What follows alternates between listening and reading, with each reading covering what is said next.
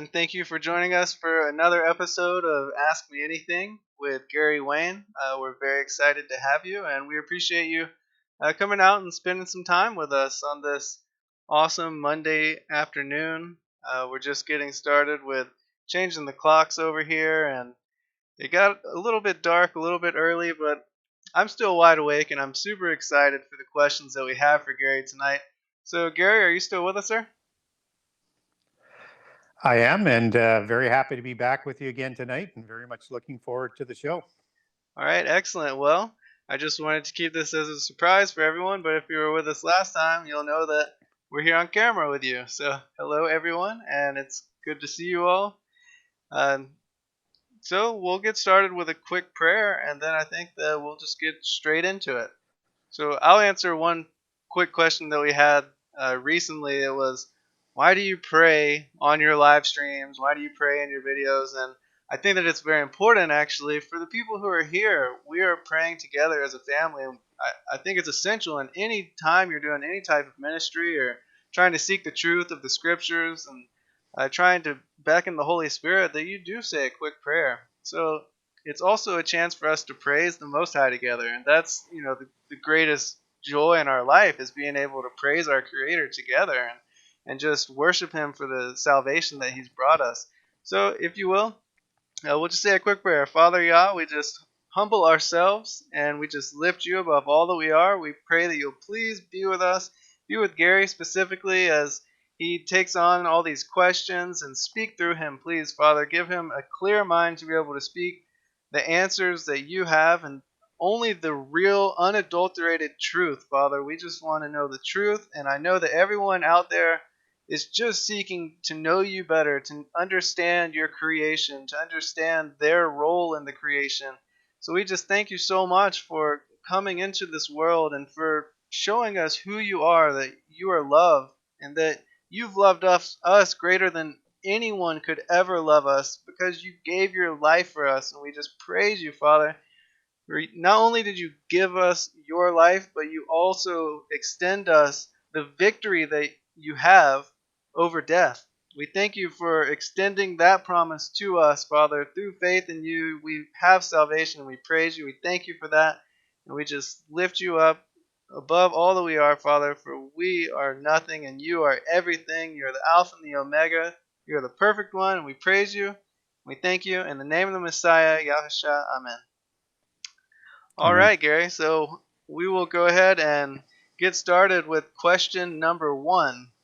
And this question comes from Renata, and she says, regarding the new royal, Meghan Markle, what do you know about this bloodline, and what do you think about the new royal baby?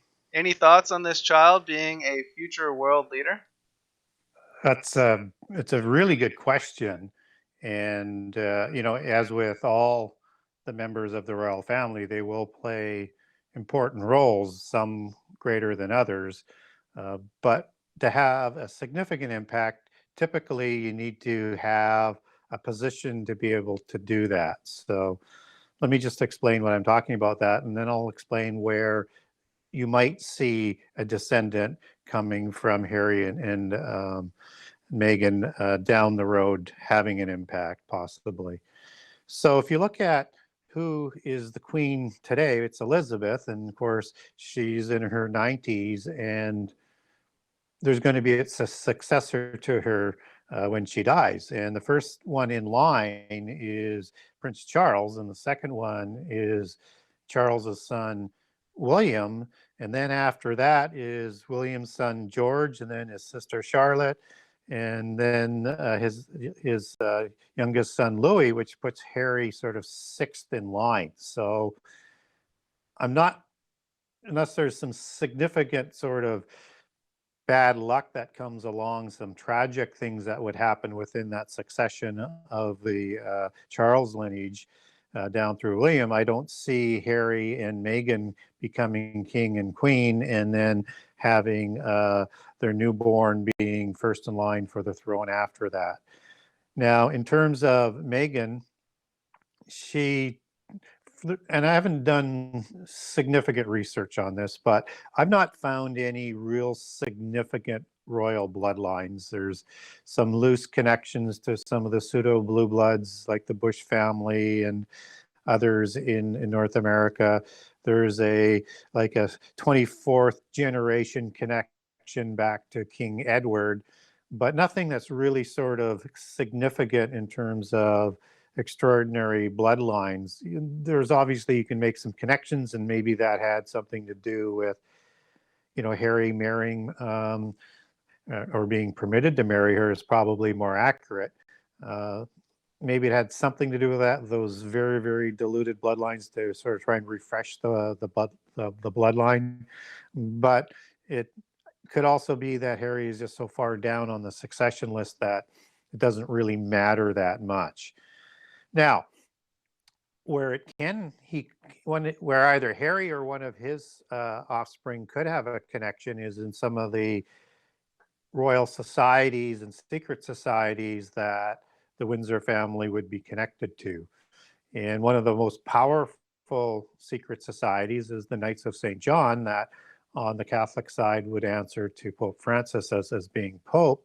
But from the Protestant side, and almost not quite as equal, but very close to being equal, you have where the Knights of St. John are located on Malta as being under the sovereignty of England, which brings in the Queen of England. So you could see some sort of crossover of Harry or one of his descendants perhaps going into that organization, because the adept level of the leadership of that organization comes from only from, for the most part, from the bloodlines of the royal families. But typically it's the secondary or third bloodline. So it's not the sort of direct heir to the throne of that bloodline. So you could see them having an impact, perhaps with the Knights of St. John and taking an active role there, just as the Knights of St. John has official sort of status at the UN. They have observation status, they participate, and they are very, very powerful organization, both politically and within the Catholic Church and within other organizations around the world, working closely with organizations like the CIA and others. So you could see an impact there, but that would be about all I could see.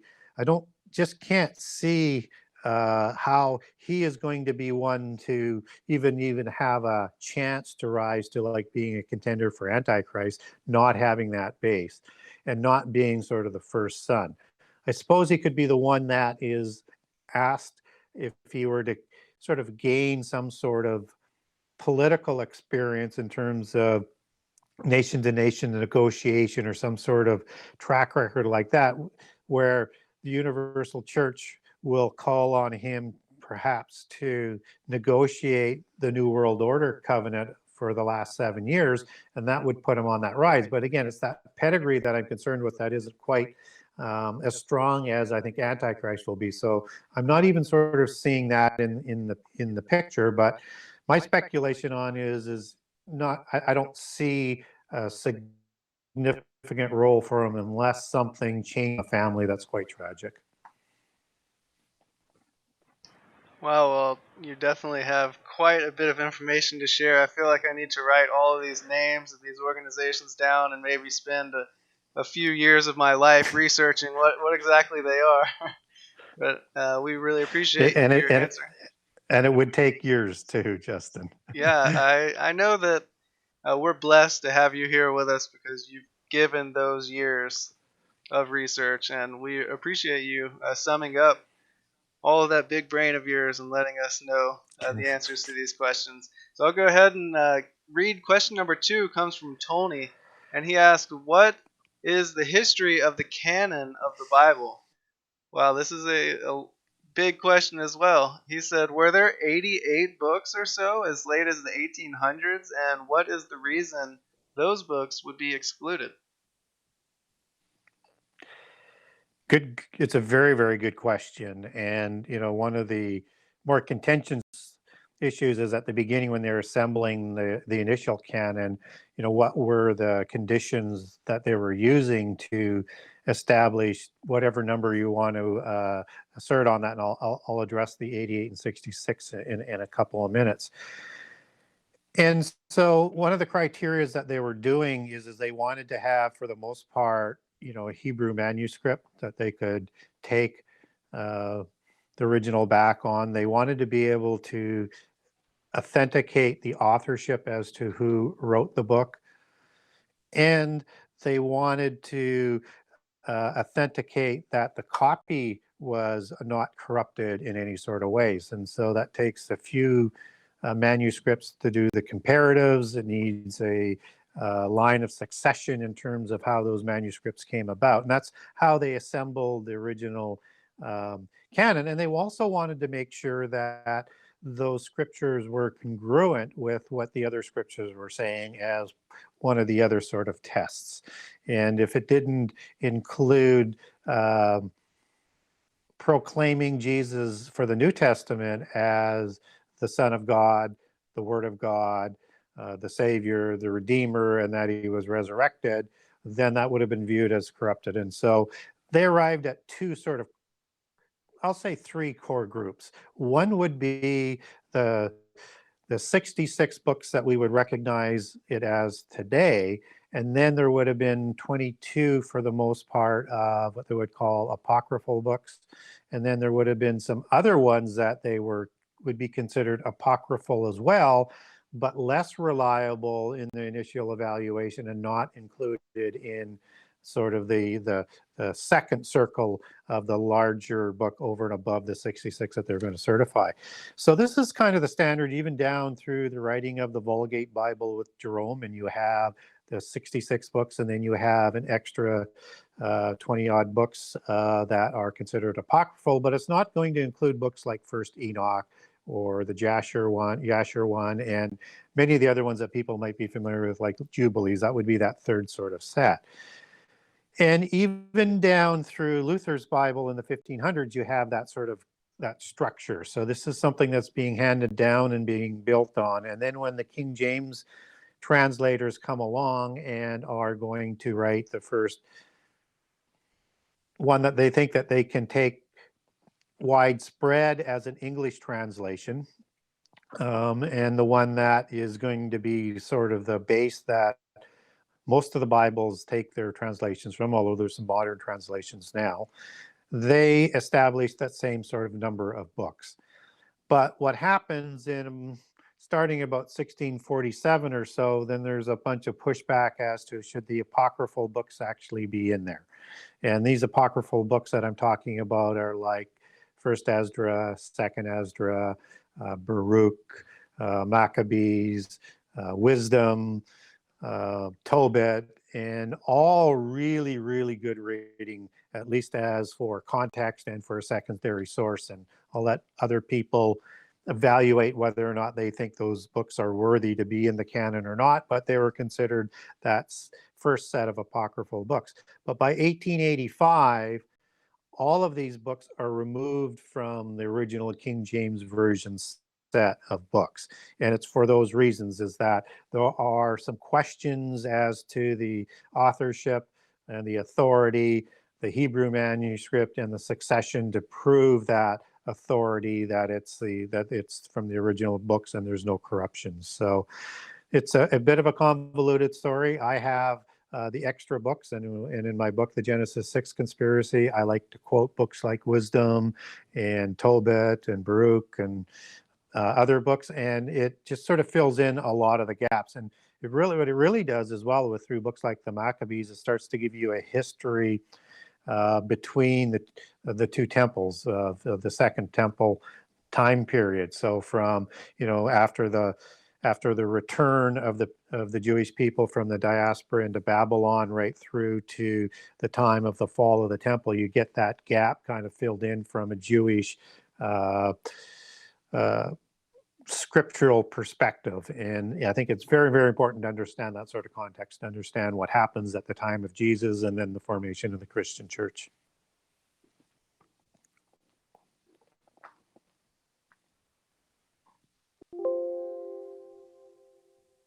Sorry about that. I was getting the next question pulled up. Thank you again for sharing that. And for everyone in the chat, we really appreciate you being here. Basil Smith said, huge fan here. Love listening to all of your expertise, Gary. We really appreciate everybody's support. MJM, Truth Bites, Zach, everyone. We really appreciate having you here. And the way that these AMAs always go, we have 14 questions from a predetermined list, which are questions that people have sent in previously. And then towards the end of the episode, we will be able to get to some live questions prayerfully. I think that we've been getting through questions pretty quickly tonight, so we should be able to get to everyone's questions. So if you do have any questions, please write them in all capital letters, and I will respond to you and let you know that I got your question, and we'll put it on the list to be answered at the end. But this next question comes from Tony, and he asks, who has the potential to be the Antichrist, and will the Antichrist come first before the rapture? Two very, very good questions. And again, I'm going to be speculating, and I like everybody to understand when I'm speculating and when I'm not. So when they're trying to understand who Antichrist is going to be, there's a number of different areas where he can come from. And of course, we don't have, a name, but there's some things that we can look at to kind of understand who Antichrist might be. And I guess the first thing that's probably going to be required is that this Antichrist is going to need to be from the tribe of Judah, or at least forged pedigree to prove that he has some Judaic bloodlines, because everybody knows from the Bible that the Messiah comes from the tribe of Judah. So he's going to have some sort of connection either back to from a polytheist scion and grafting in, and a reinventing of Jesus from not dying on the cross and not being the Word of God and having children, either back to Jesus, but certainly back to David and through the Jewish bloodlines to have credibility with the Jewish people, because they're going to buy into this covenant and they're going to be assured of peace and safety, and they're going to be assured of being able to carry out the sacrifices on the temple, on a wing of the temple. And the King James Version says extremity, and you look that up in the Hebrew word and it's going to say a wing or outside or something to that effect. So I think it's going to be connected to whatever temple is being referred to in Daniel. So I think he needs to be Jewish to be credible, or have a false genealogy and a pedigree to take him back to being from the tribe of Judah.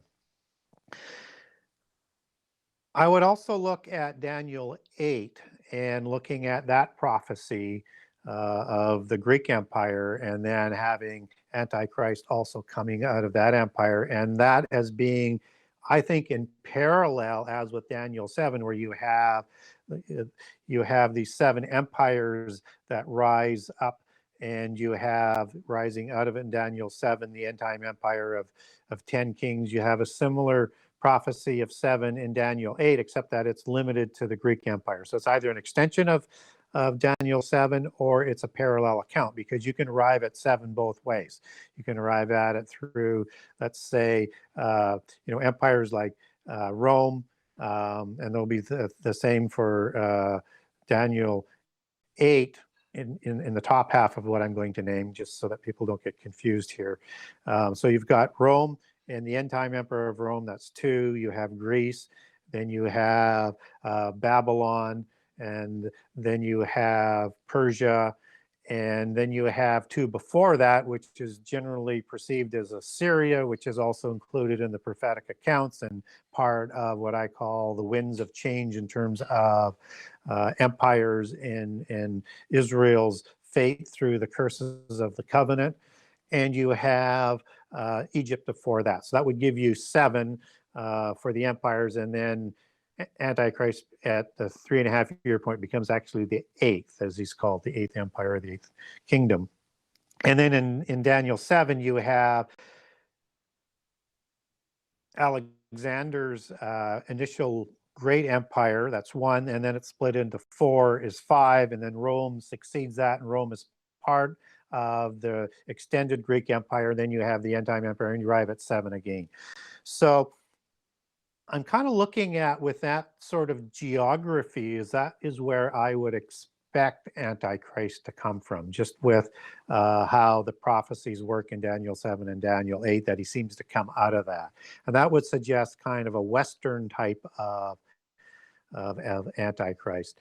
Now, there's going to be a lot of people around the world in terms of groups of people and bloodlines that are also going to be vying for Antichrist. You could get, and in Matthew 24, Jesus tells us about, and also in Mark, he tells us about there'll be more than one Antichrist. So he's telling us to be aware of many Antichrists. And all that means is there's going to be a competition as to who's going to be Antichrist. And it could come from, the dragon bloodlines out of China. With the Li bloodline. And for people who may not be aware of it, the Lis were the official kings of all the dynasties as they come out of the Shah people and the Shah dynasties all through the history of China.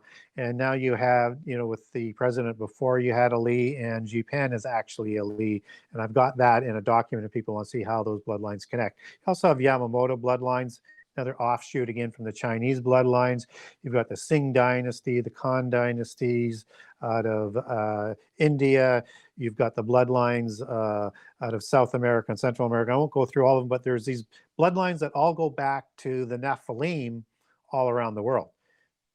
But they don't have that Jewish bloodline. So I would lean back to, again, that area, and I would look for them producing a pedigree where they can produce some sort of bloodline that at least goes back to Judah and at least goes back to King David. But I suspect that they're going to falsify the record with Jesus's descendants, as they've kept those records, and try and come up with some evidence that Jesus didn't die on the cross. That's typical Gnosticism. So I would expect that. And it's typical doctrine of the secret societies. It's not true. That part's going to be fake. So that's why I say they may have falsified genealogies to create that pedigree. So I would look for sort of that European, but not to dismiss the North Africa, Middle East, Greece or Rome, or Italy as part of it. But understand that these Western bloodlines will keep at least 3 Antichrist figures on the go all of the time.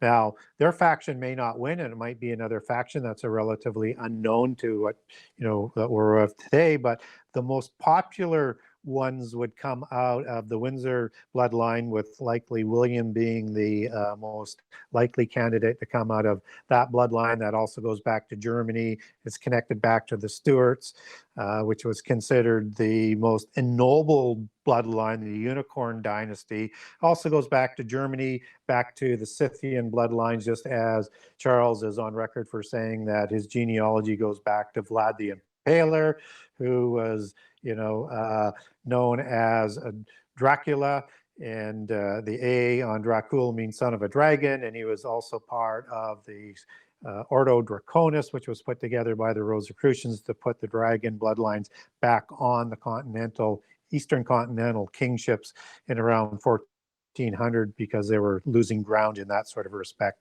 in the power struggle. So I would look for the Windsors to be a strong candidate, not necessarily from Harry, as we talked about earlier. I would look at still the more pure branch of the Sinclair or the St. Clair bloodline. I would be looking for that, and that's a very strong bloodline. Even though they don't have the kingship, they still have descendants that still intermarry to keep those bloodlines pure. That actually goes back to a marriage of the Middle Eastern bloodlines that come out, that we've talked about as the Rex Deus bloodlines, and what most people would connect the Rothschilds back to, and some of the other families like Plantagenet and Anjou, which are also families that you might want to keep an eye on, that could put a bloodline through. But the St. Clair bloodline is the St. Clair name, also from France, which comes from the treaty in about 911, 912, for the taking of Normandy away from France in a war by the Norse, the Vikings. And that's the Rollo bloodline that goes back to the bloodlines of the gods of the Norse. And the Nephilim of the Norse. So you've got as I say, you've got the St. Clair bloodline that you need to put in there. You would also have, as I said, the Plantagenet, which is an offshoot of the Anjou. And you also have the de Bouillon and the Péan bloodlines that sort of intermix with the Anjou as well, because those all go back to the Merovingian bloodlines. So they're all sort of interconnecting, but you can just see, just with those names, you've got a pool of viable ones, but also keep an eye on the Bourbon family, because they are the ones who currently have the King of Jerusalem title that is part of the sort of legacy of who's the most likely candidate from their perspective to be Antichrist. And the reason why they believe that, this is not what I believe, this is what they believe, is that they have the territorial inheritance rights for the city of Jerusalem.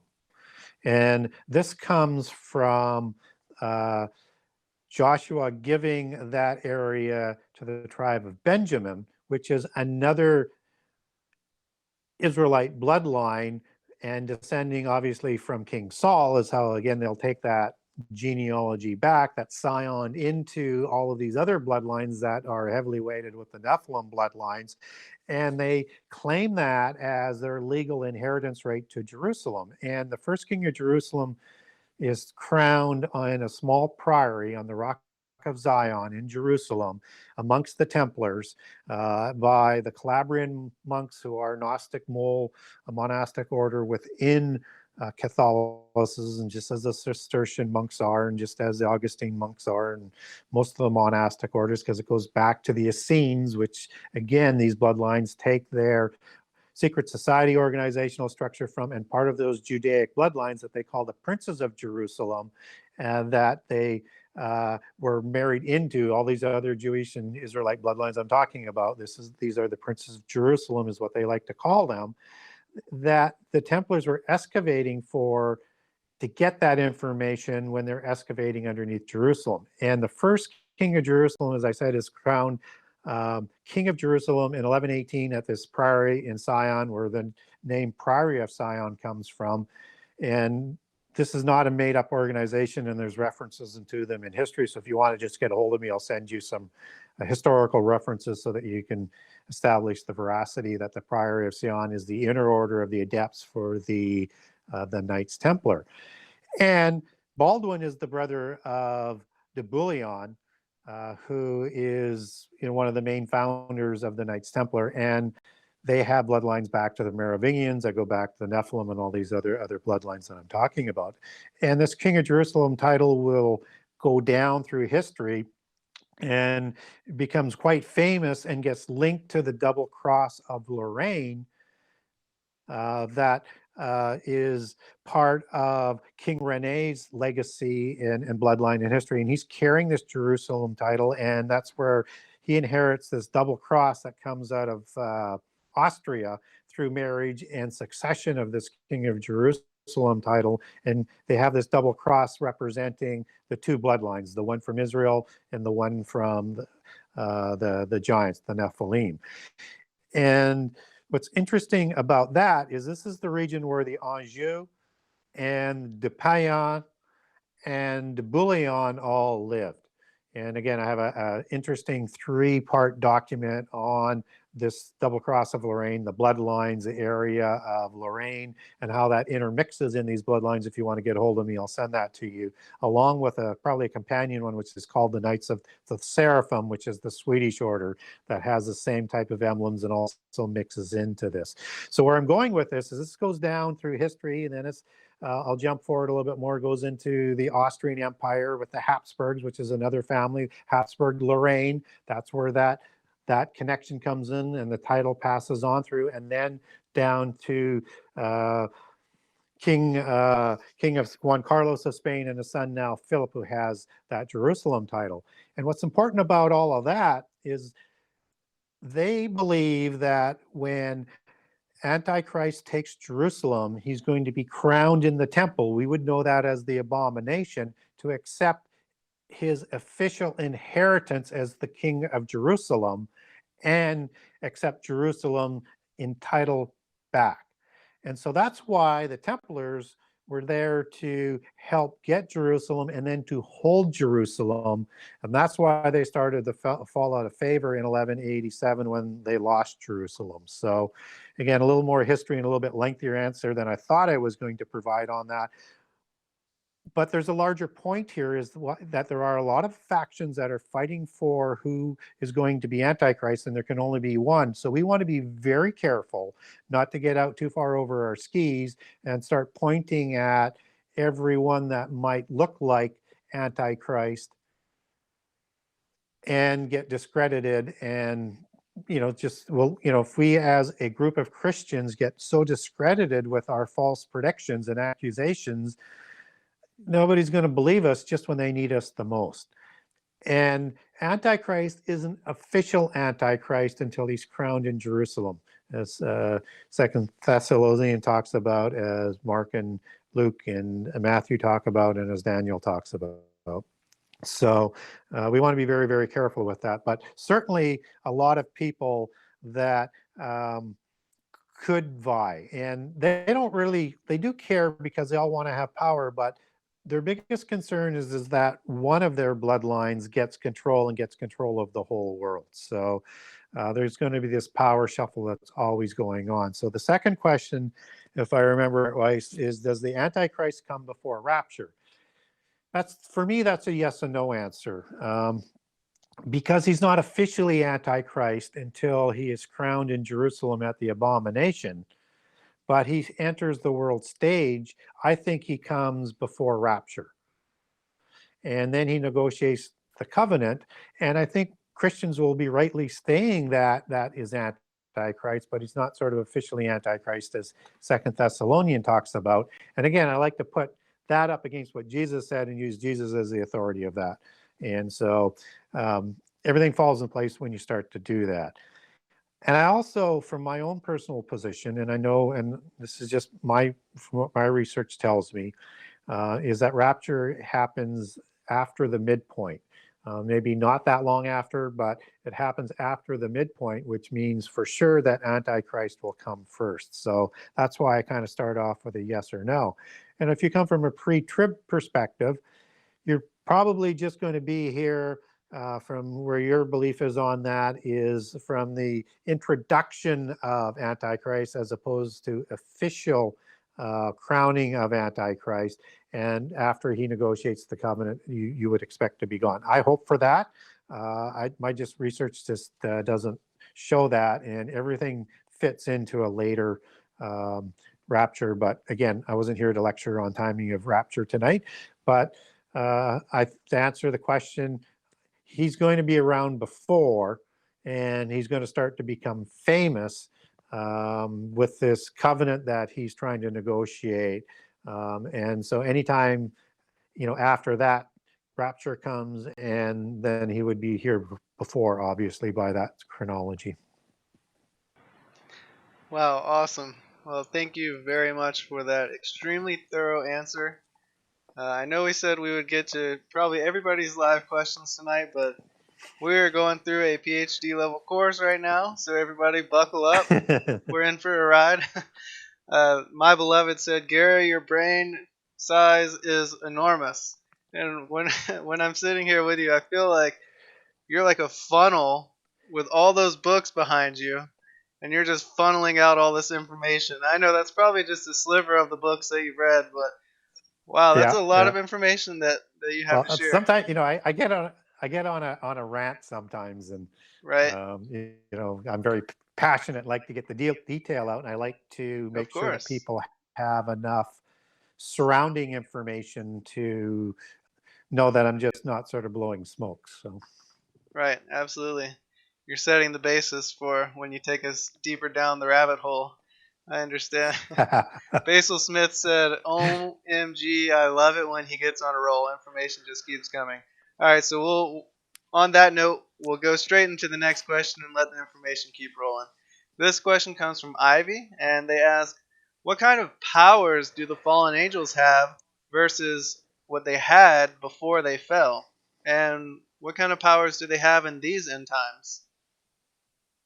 Yeah, I think that's a very, very, very good question. So I think we have to look at a couple of different buckets here first. So we have angels that are in the abyss, and those would be the impassioned ones, as we would, people who come from my view of understanding the Bible, and from a literal aspect, I understand that the Nephilim are real, and people have heard me mention the name earlier in the show, Nephilim, which are the giants of Genesis 6. And so those impassioned ones would be in jail that violated the laws of creation and created demigods on earth against the laws of creation.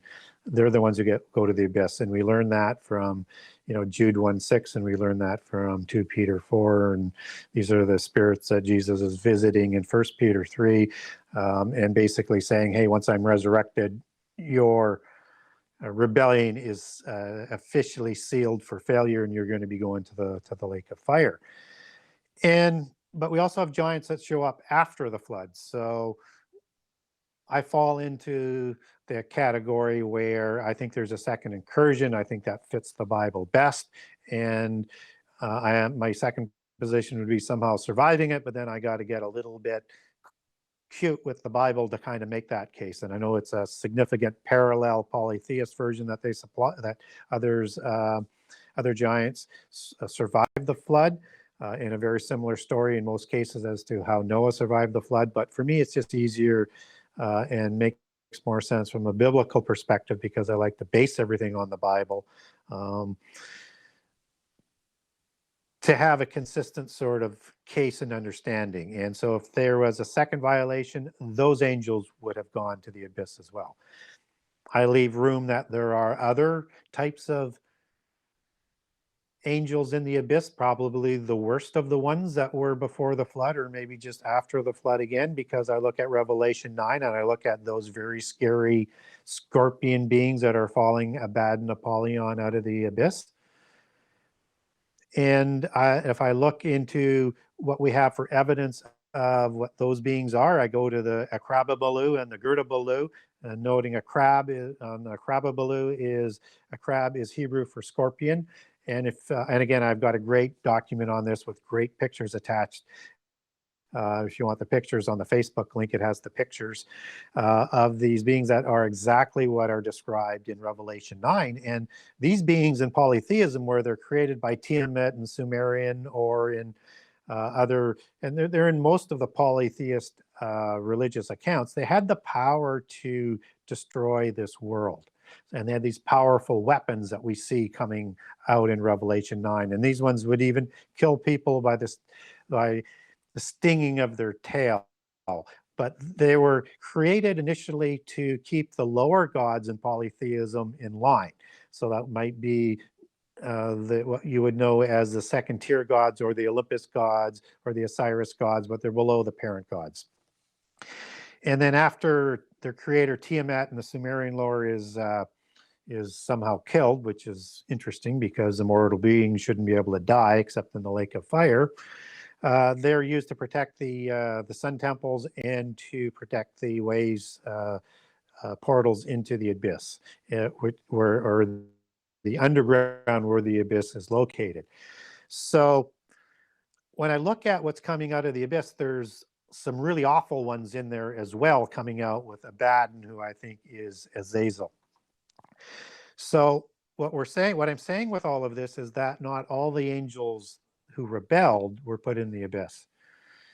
And so they're around after the flood, and they're still exerting influence on the earth.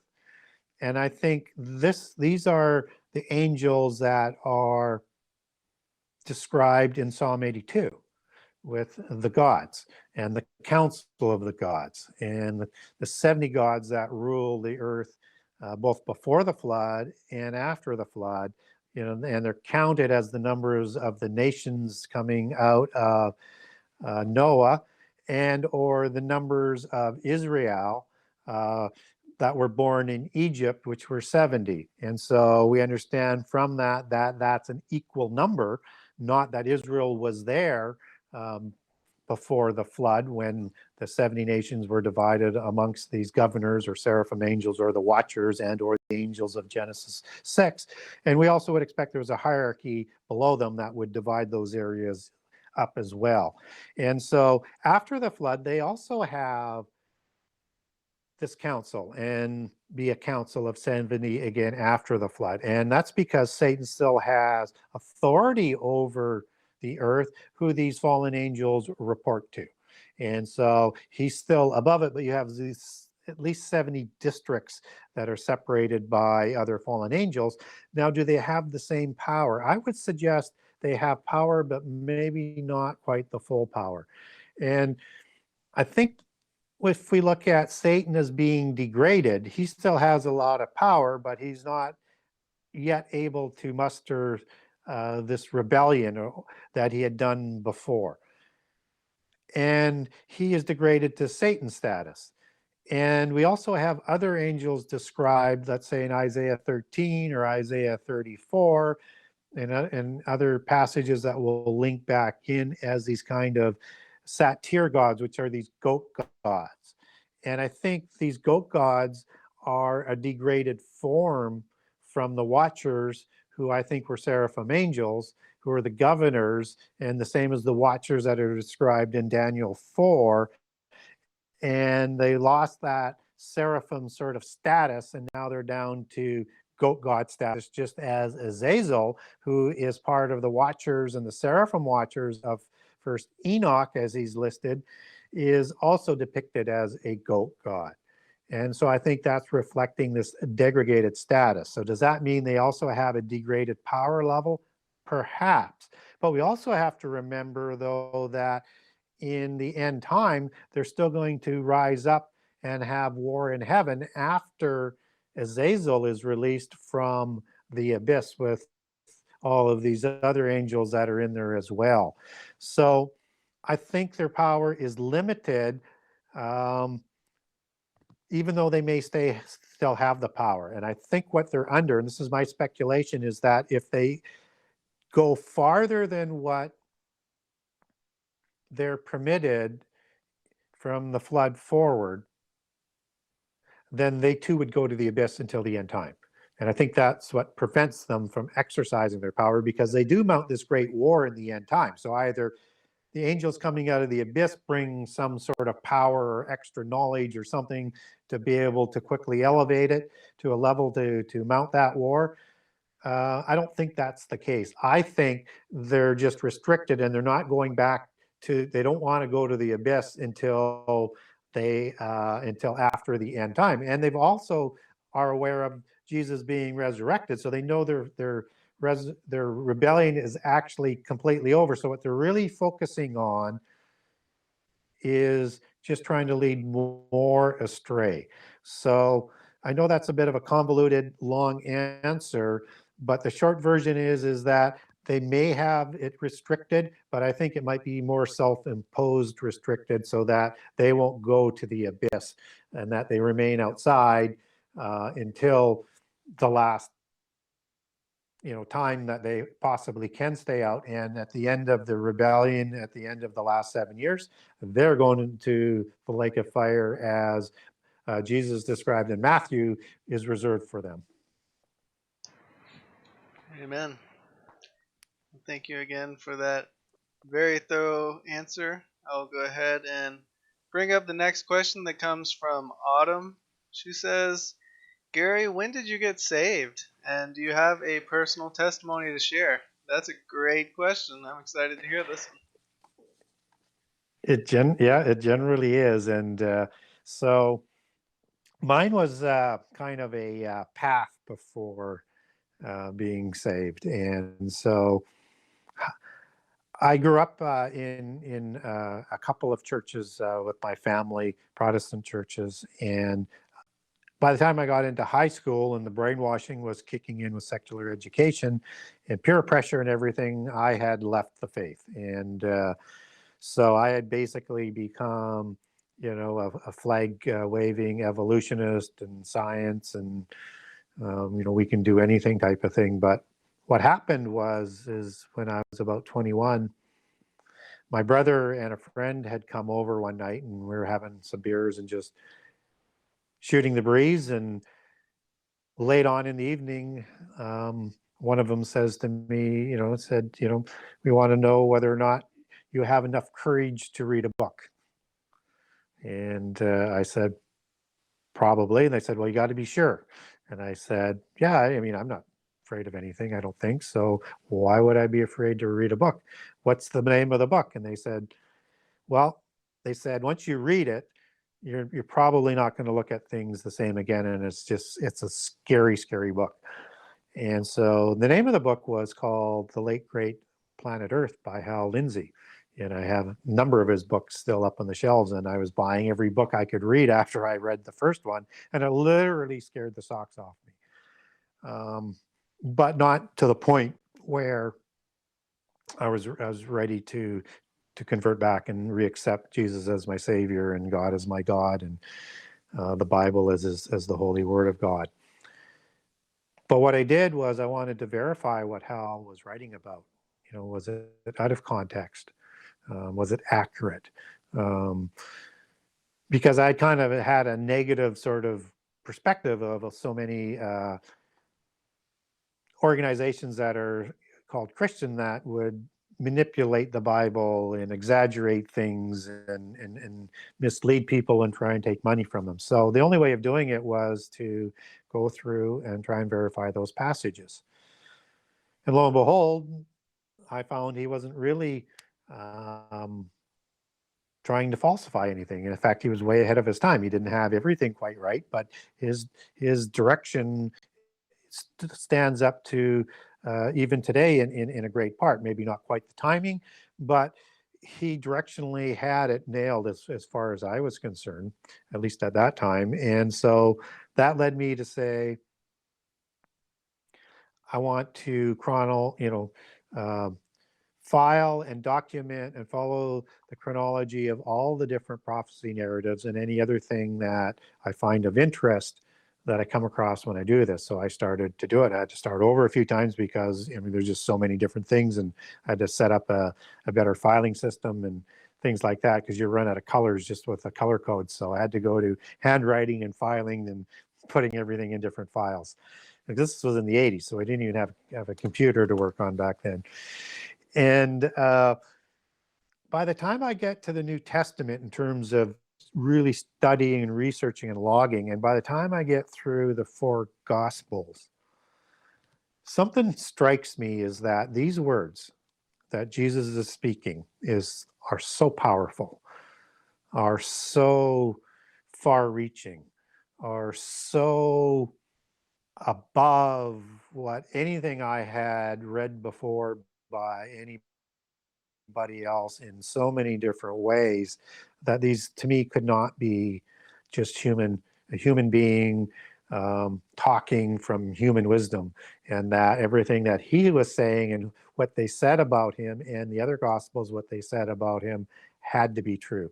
So that was my point when I was coming to that conclusion that I needed to, but even so, I was still quite rebellious, and it took me a while to wrestle that within me to sort of say, wait a minute, you can't be lukewarm here.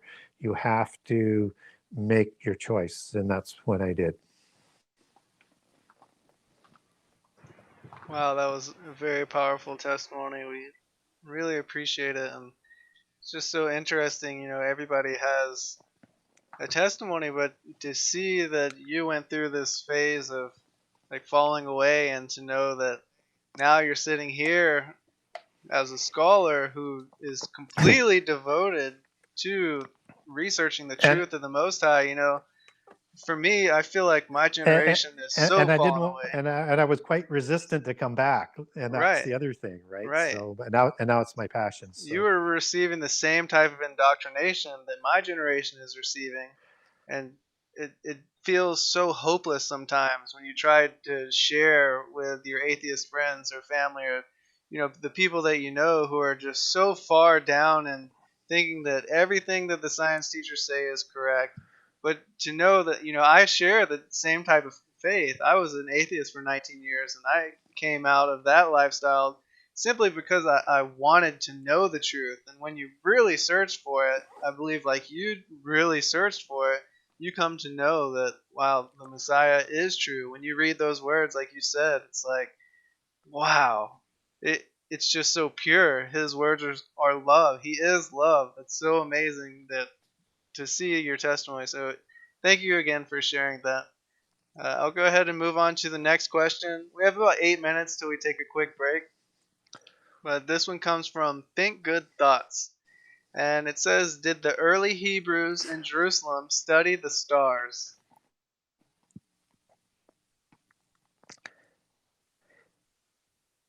Yeah, I think so. What we do know is right from, and I'll take this back to Eden, is that Adam and Eve were agrarians, and their descendants were agrarians. And when we get into Noah, he's a man of the soil.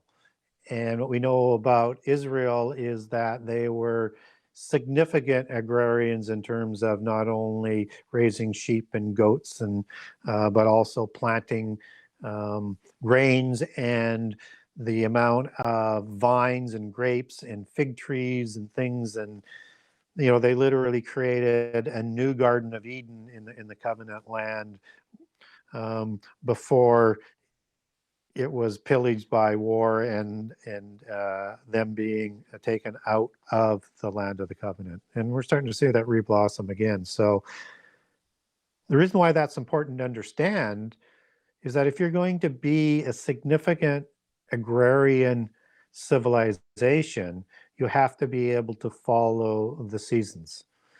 And you have to know when to plant and when not to plant, how to set your calendar. And again, they worked on the lunar calendar. So that means they had to be working with astronomy and astronomy knowledge of a fairly sophisticated level to be able to do these things and to be able to track and keep record of it. So I think they did study the stars. I don't believe that astrology was part of their core application of studying the stars. I think astrology is a perversion of astronomy and is polytheism. And obviously you get references in the Old Testament, as in Isaiah, about the astrologers and prognosticators and all of these different polytheist religions. They would have been surrounded and had some influence by that. But the Jewish people weren't doing astrology from a core religion perspective, just more as a corruption that may have entered in. So yes, they would have followed the stars, and they would have been quite, I think, not qualified, but quite, let's say experts at that knowledge, just so that they could ensure that they could feed their people. It was just a sort of a requirement. Right on. There is this old book, I think it's from the late 1800s or early 1900s. I'm not sure if you've heard of it. I think it was called The Witness of the Stars by E.A. Bullinger. Have you heard of that one? Not familiar with that book, no. No, it's a very beautiful book that talks about how, the Hebrews had the original astrology that was given to Adam and Eve, and how it actually paints the portrait of the Messiah and the story of the biblical narrative in the stars. But they go back and they go into the Hebrew of all the names of the constellations and things like that, and give explanation of how all of that ties together. But that was a really interesting book. So it's a good point, because when you get into the Kabbalist aspect, that's where you would have that sort of entrance into the Jewish psyche, but it would not be part of the main core. And Kabbalism seems to come about mostly after being in Babylon, where they would have learned and seen a lot more of it, and it seems to come back. Now, the Essenes were polytheists, but that was more from the Egyptian side, and they don't seem to be quite into the same type of astrology as the Babylon nations, or the Chaldean nations, or their offspring nations after that. Yes, thank you for sharing that. So it's 8:56. I think that we can go ahead and take a break before we get into the next question. So thank you everybody again for joining us. Gary, if you don't mind, we'll cut you a quick break and show our trailer for the conference that you're going to be joining us at. Yep. All right. Terrific. Sacred Word Revealed comes to Atlanta, Georgia on March 27th through 29th, 2020. Purposed to reveal end times mysteries. To prepare the final generation, we must don the full armor of God. Featuring Zen Garcia, Gary Wayne, Stephen and Jana Ben-noon, Dr. Stephen Pidgeon, Justin James Garcia, Dr. Joye Pugh, Rob Skiba, Laurel Austin,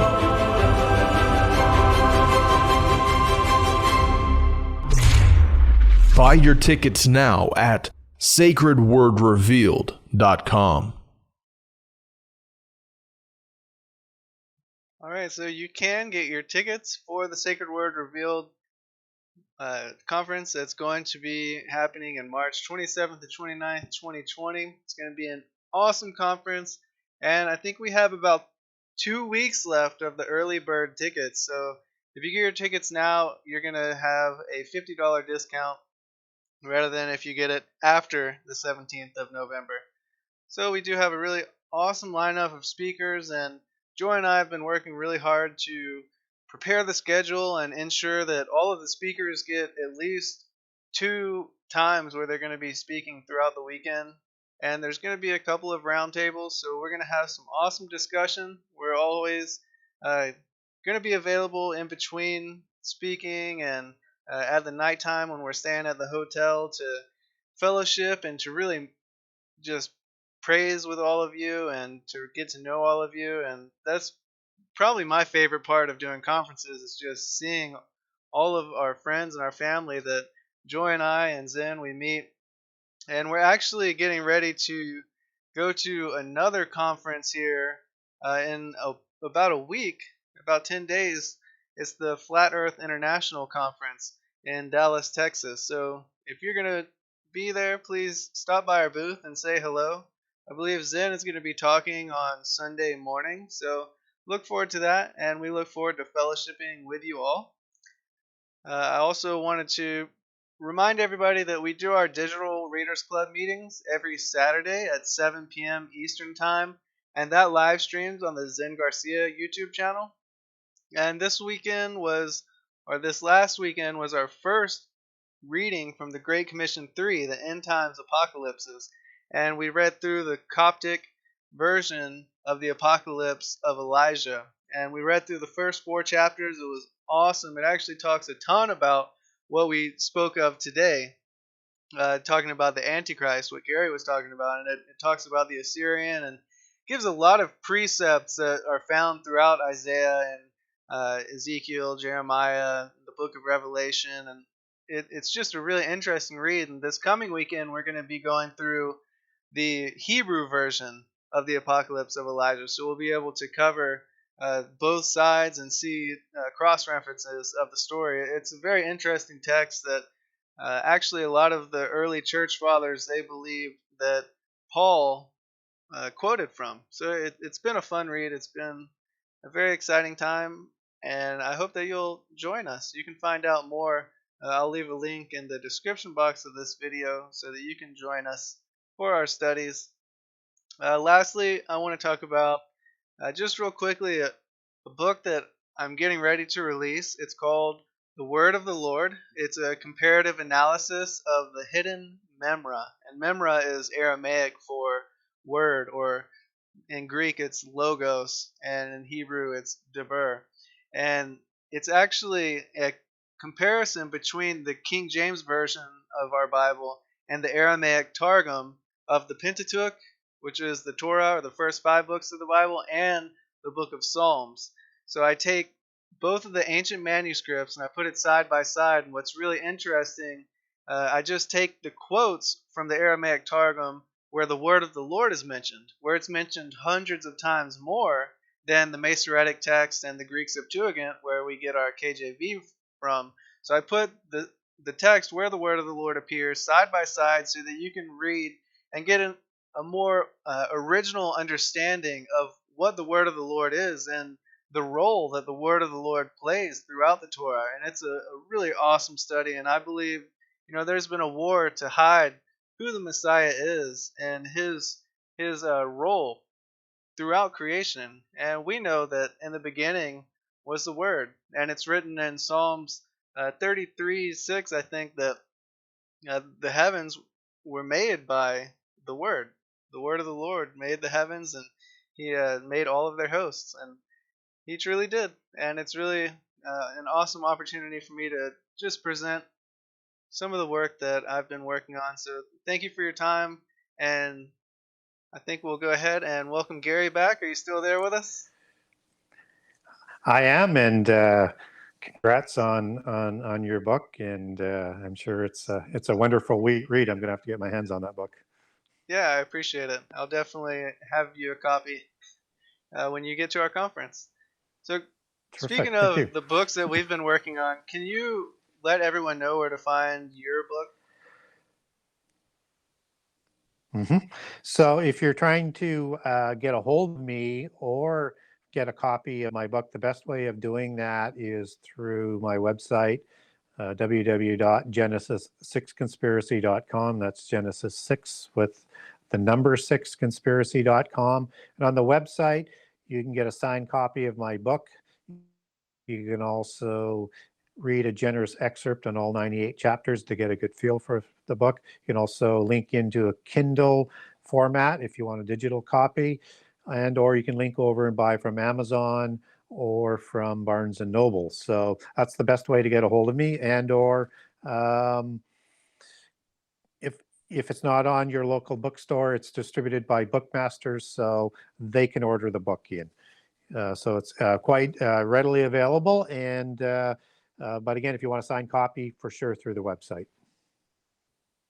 Awesome. Thank you very much. So with that said, we'll go ahead and get started with the next question. We only have an hour left, and I think we still have over half of our questions left, so that's fine. We can always take it till next time. But we will try to preserve at least 10 minutes at the end of the episode for all of the live questions that have come through.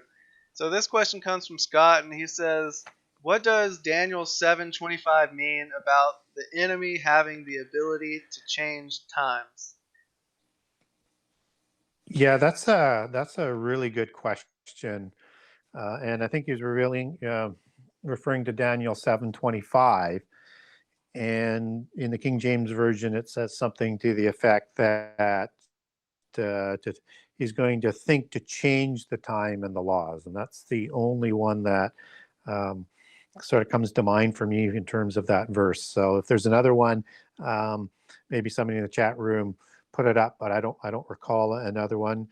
And it's about the time of the Antichrist, and he's going to be doing all this blasphemy and speaking very arrogantly, and he's going to try to think to change the times and the laws. And if you take the word think back to Hebrew, it actually means hope.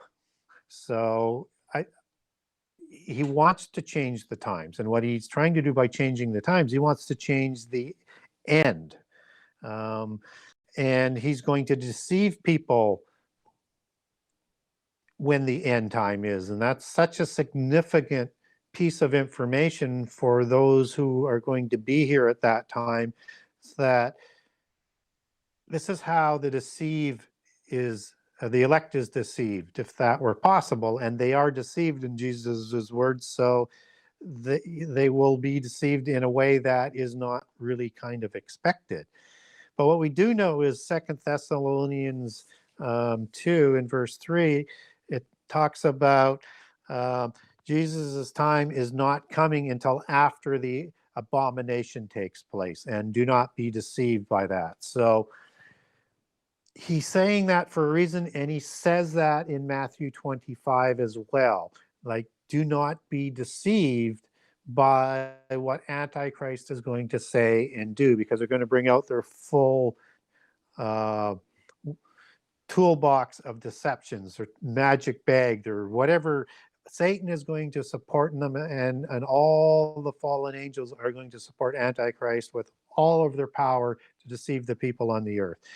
And so the reason why it's important is because, and I think I mentioned this earlier in the show, is that he's going to promise peace. And people think that that is part of the negotiating of the covenant. And I think that is also part of it, but it's not the main part. So what happens is, not only does he need to have credentials, as what we talked about earlier in terms of his pedigree for being Messiah, understanding he's the false Messiah, he needs to counterfeit everything. This means he needs to counterfeit Armageddon. And so when we look at the timing of Revelation 9, that comes just before the 3.5-year midpoint in Revelations, this has enclosed in it this 200 million man war. This is Joel 1 and 2, has the same type of creatures that are in there that are doing the fighting, and I think those are highly technological and biological war weapons. So I think we're going to see all sorts of strange beasts that had DNA manipulation, implants, whatever they need to do to make those things into those creatures that we see described in Joel 1 and 2 and Revelation 9. And this is the Gog War. And Armageddon happens in Joel 3 and 4. It happens after the Gog War, because it happens before the second Exodus. And everything sort of lines up that this is going to look like Armageddon. This is the war that he is going to take credit for winning.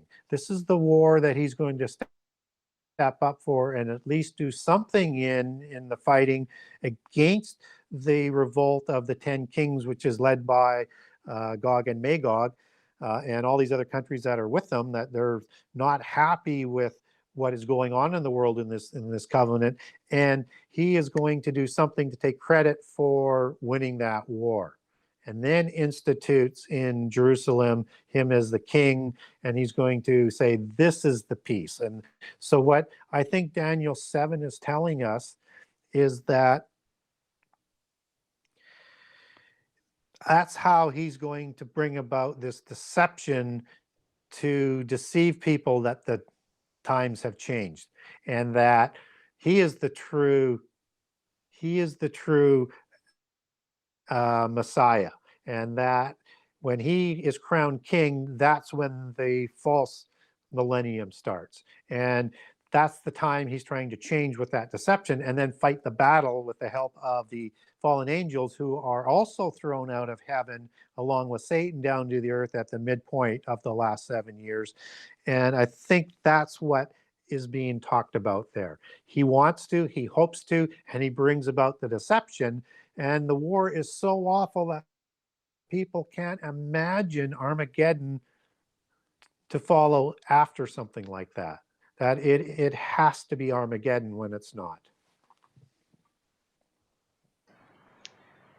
Wow, that's a very interesting viewpoint, and we appreciate you sharing it with us. I'll go ahead and move on to the next question. It comes from 12 Ounce Pound. Do you have any knowledge about Haile Selassie, Rastafarian history, and biblical connections?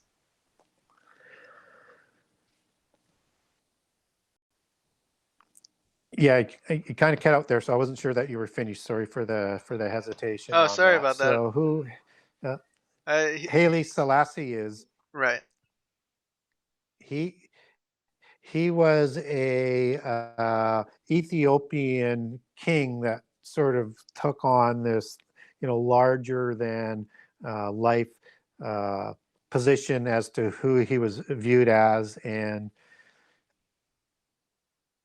we still see some of these ramifications with the Rastafarians, who is kind of a religion that almost comes up around who they claim Selassie to be.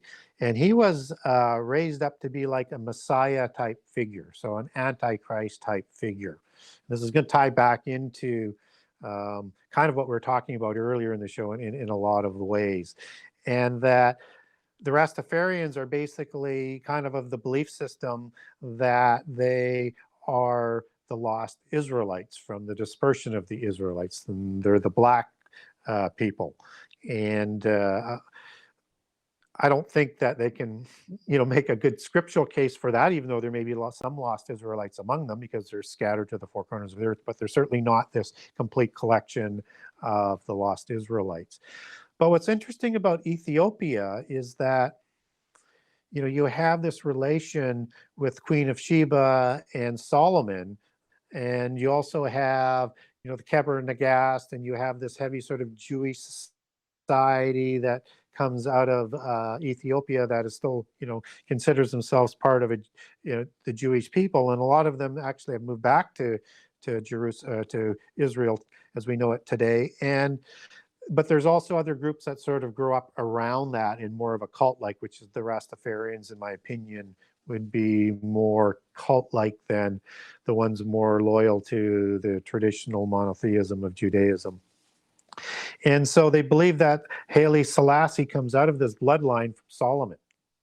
That goes back to David, and that he was this Messianic type figure. And what's interesting about that is that he adopted, his family adopted this double cross symbol that we've talked about with the kings of Jerusalem, with having the bloodlines of that Judaic bloodline and then that Nephilim bloodline.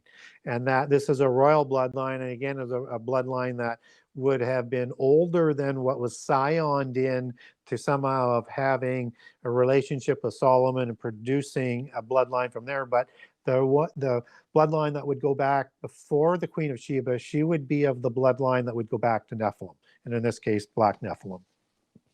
So that's sort of how that bloodline and that Messianic figure sort of all comes about. And so they have, even in some of their imagery, they also have this IHS cross figure as for the Jesuit thing, which again sort of links back into the secret societies.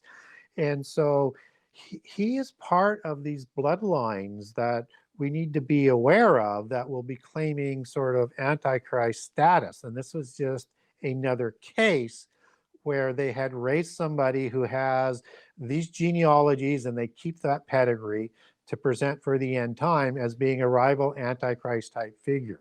And so just again, I couldn't think of a better example to come along in the same set of questions for what I was talking about, that you're going to have a worldwide set of Antichrist type figures.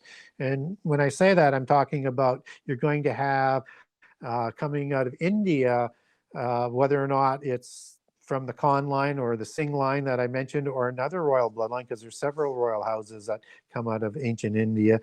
They do believe in the new Buddha concept, which is a Messiah type contract, and it's more of an incarnation of one of the gods of their pantheon that is sent to help people on the way, as they like to call it, to godhood, just as a claim that Jesus was talking about the same way, but they're two different concepts. They just graft it with that counterfeit sort of aspect. So that's name is what people might be familiar with. They also allegorically call this coming figure Lord Maitreya. We also have the Mahdi out of the Shia sect of Islam, that they're expecting a Messiah type figure there. So you're going to see this come up in a lot of different areas, and it's going to get confusing. So be patient. Don't get caught into this stuff, but be aware that this is a very, very widespread belief and plot and planning that goes into it to present their possible Antichrist figures at the right time with the pedigrees. Excellent. We really appreciate your answer. And 12 ounce pound is actually in the chat, and he says, thanks, Gary. Awesome depth, as expected. Much appreciated. So Yeah, we really appreciate you. I'll go ahead and move on to the next question. Comes from Scott, and he says, Gary, do you think the planet Saturn is the fallen archangel Satan and Venus is the fallen archangel Lucifer? It's a really good question, and there's a couple different phases to answering that. So if we understand that Satan is the author of polytheism along with his rebellious angels, and that they make up the pantheon of gods, then we can start to understand where some of these fallen angels might fit in and where Satan fits in and where some of these things sort of come about. And so if I look at different pantheons around the world, let's say if you look at Greece, the god associated with Saturn would be Kronos. And in Rome, they're called Saturn, and they're basically the same pantheon. Saturn is basically Kronos. And in Egypt, it's Jeb. And in Sumeria, it's Anu. And in Canaan, it was El. These were called parent gods.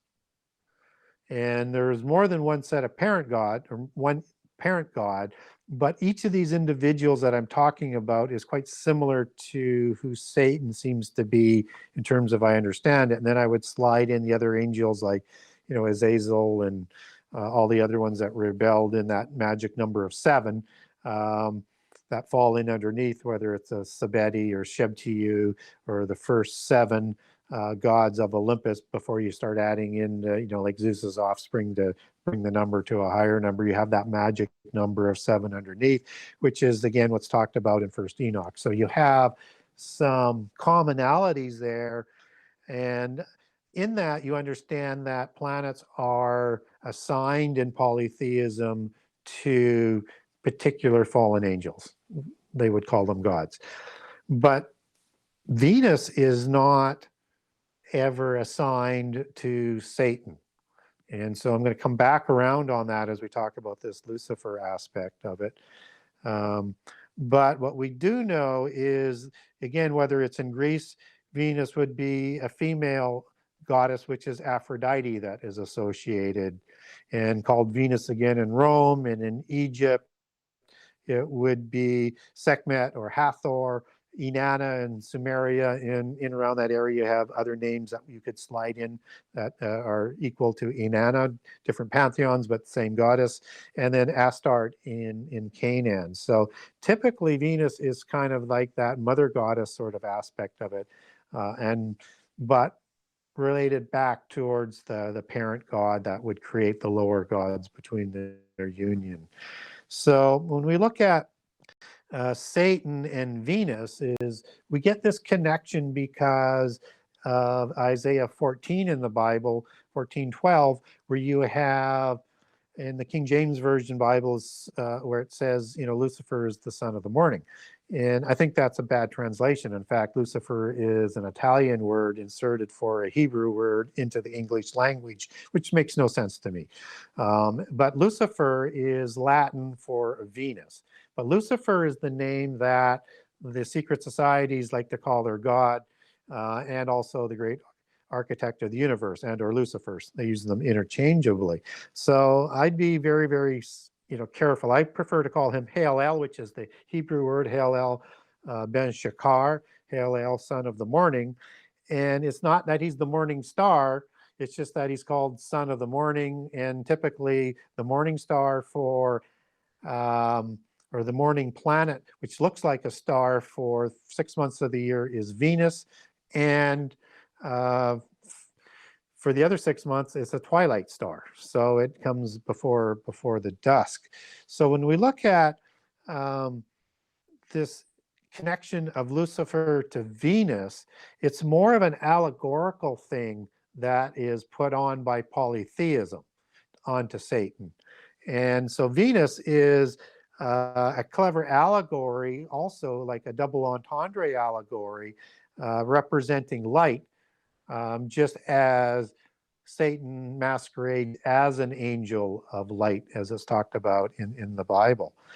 And so Lucifer is Latin for Venus, And it's the orbit of Venus is where this allegory and polytheist misdirection gets laid on here, I think. So the orbit of Venus, when it's placed against the backdrop of astrology, which you would know in this case to be the zodiac coming out of astrology, forms a five-pointed star or pentagram as it does its orbit through celestial procession.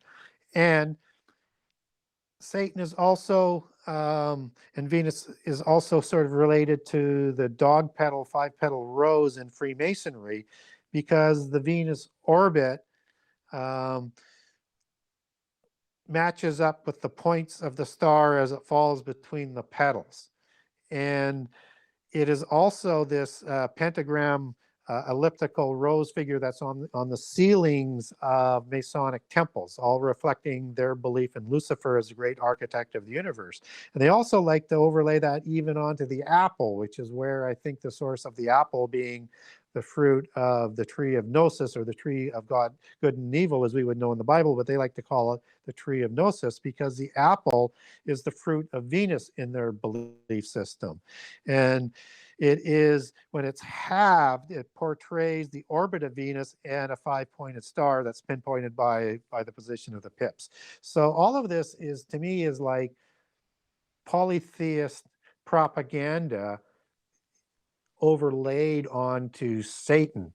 And I don't believe Satan and Halel in Isaiah 14 are two different individuals. And because whether I look at Isaiah 14 or I look at Ezekiel, where it's talked about Satan again as being the cherubim in Ezekiel 28, I look at what Jesus said first, and what he says is he saw Satan fall from heaven like lightning. And I think that connects both Ezekiel 28 and Isaiah 14 because I use Jesus as the authority on all those types of things. So I think when we look at Satan, I think he is likely in polytheism assigned to, which he is, he's assigned to the planet Saturn, but I don't believe that is the actual layout as set down by God. I think it's that counterfeit overlay on everything that they do.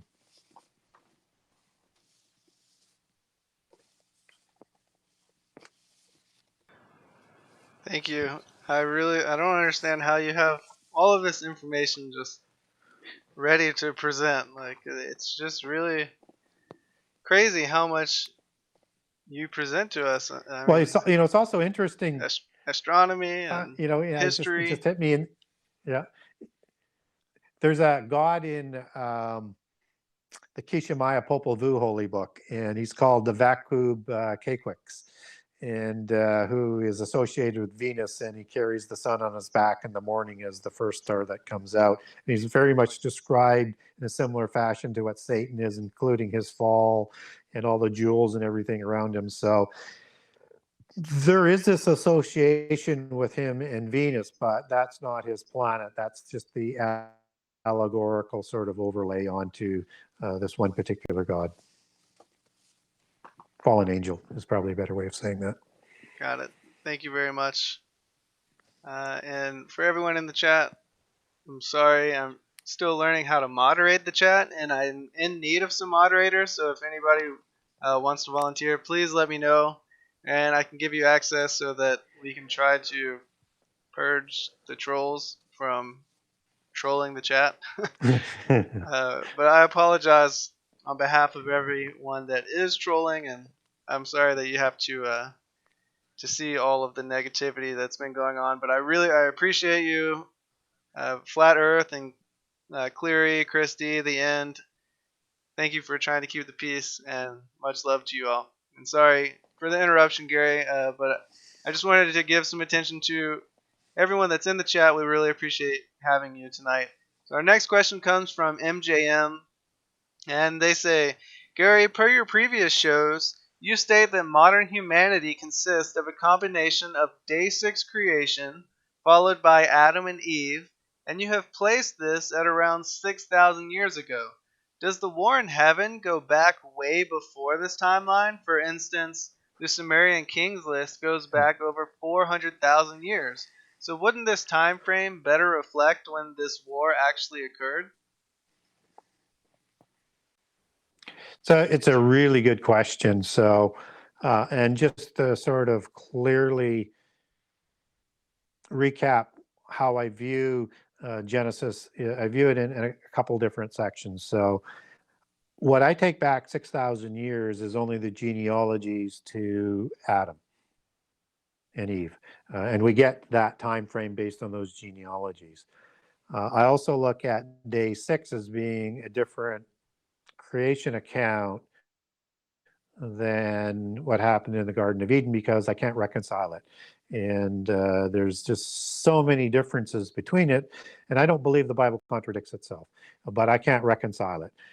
So when I look at that, and then I look at what happens to Cain, I think there's two different creations that are going on, and all of a sudden everything sort of falls in line. So there's a gap somewhere between, day 6 and day 7 and Adam, and we don't know how long those gaps are.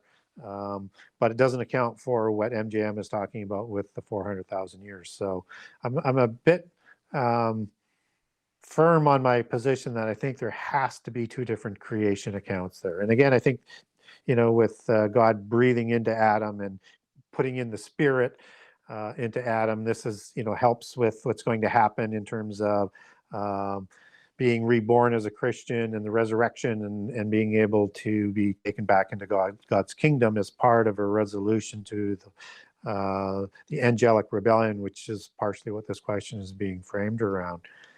What I'm not as dogmatic on, because I think there's two different ways of translating Genesis 1:1 to 1:2, was the original universe created on day 1, or is there a gap there? As Psalm 104:30 would talk about, when God sends his spirit, he renews the earth, just as we have the spirit in Genesis 1:1-2, Genesis 1 verse 2, with the spirit hovering over the earth, and then we get this renewal of the earth that's going on. And I won't go through the complete oration in terms of all the different things that you could look at the original Hebrew and say that the earth became void and formless, and that the world wouldn't have been created in vain, as Isaiah 45 talks about, which is the same Hebrew words that is being used in Genesis for void and formless, that the earth was designed to be lived in. I think there's a good possibility that we have a gap there, that at some point in time during after the heavens and the earth and the universe is created, something happens to the earth. And I think if you look at when the angelic rebellion happens, that you can make a very good case for the timing seems to fit better to having there, and that rebellion and the destruction thereof accounts for how the world would become void and formless. So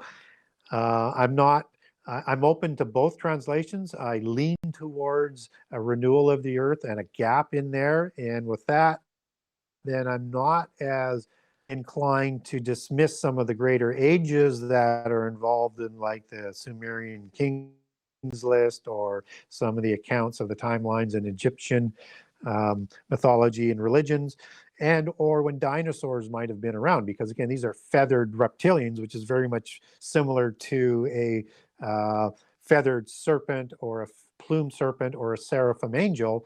And we just now are learning in the last couple of decades that the dinosaurs, most of them seemingly had feathers. And so they would have been like a being after the seraphim angels, and may have been part of also another corruption that was going on. And so I won't go on this in forever on this, but I think you can make a good case that the world is older than 6,000 years. The only thing we know for sure is the genealogy that goes back to Adam and Eve is about 6,000 years. Awesome. Thank you for that very thorough answer. I'll go ahead and get moved on to our 11th question of tonight. And it is also from MJM, I believe. They say if modern humanity is a combination of day 6 creation and Adam and Eve descendants going back only 6,000 years, then how do we explain the skeletons that have been found of earlier versions of man going back many thousands of years?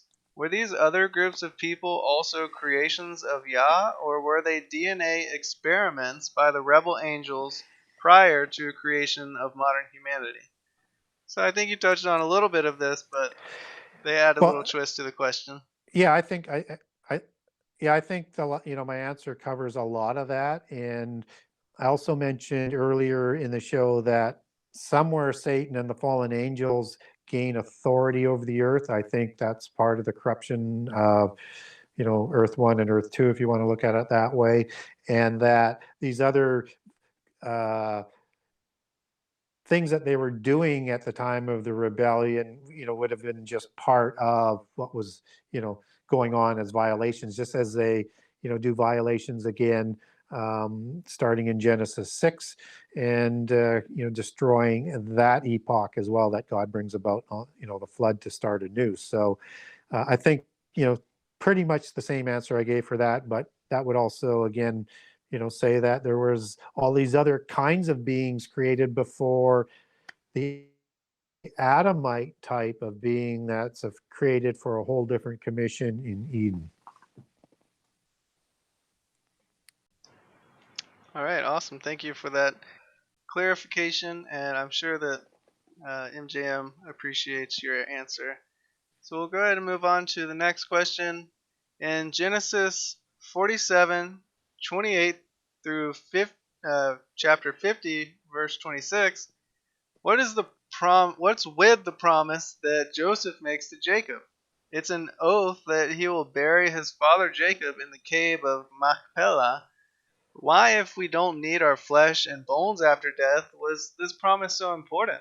Do we know where Joseph's bones went? And what can we learn from this move of their bones regarding our own afterlife handling of our bodies?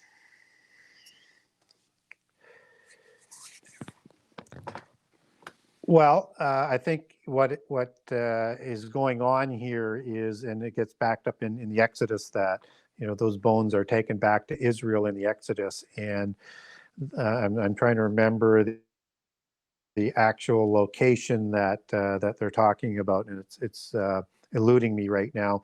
But this is an area where so many important things that happen in the Promised Land.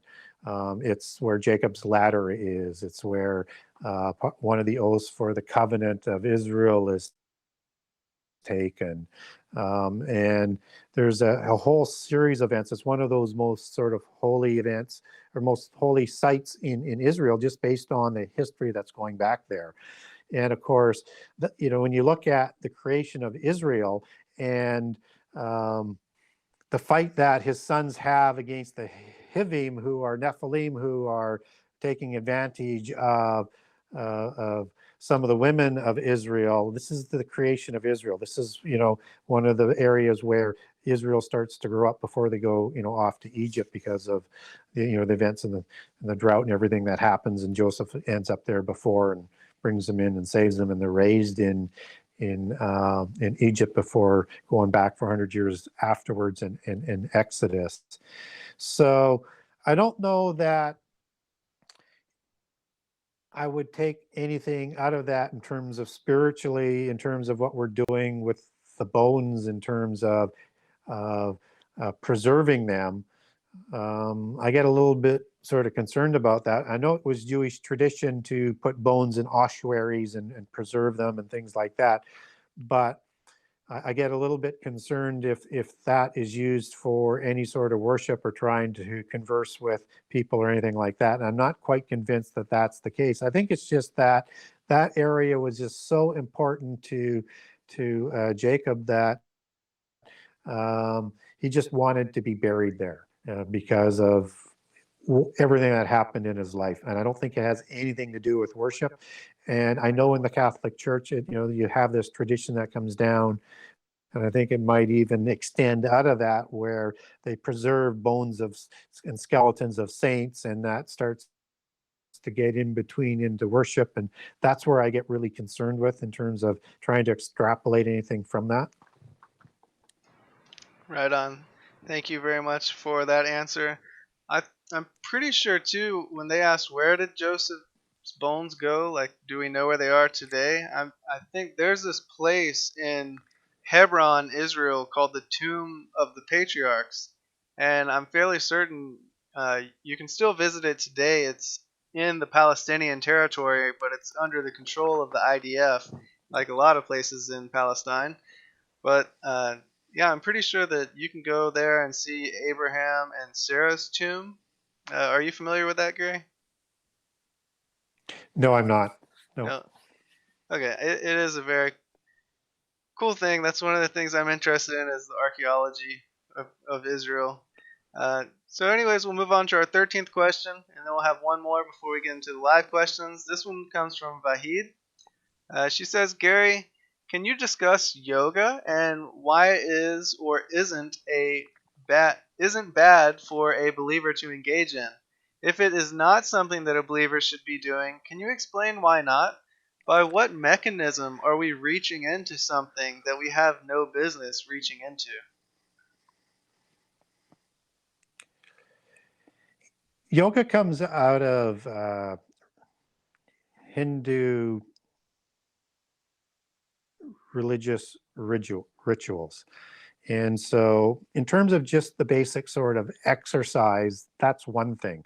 But you have to understand that if you're going to a yoga class and if they're playing music or talking about anything, it's going to be that sort of subtext of this religious ritual that you are participating in.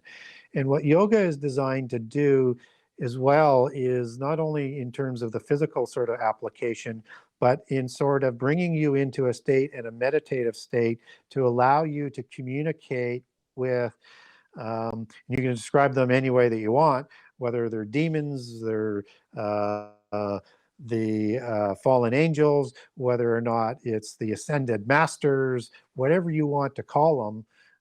It's designed to put you in a state to be able to make that communication. And once you open yourself up to that, and then you are vulnerable.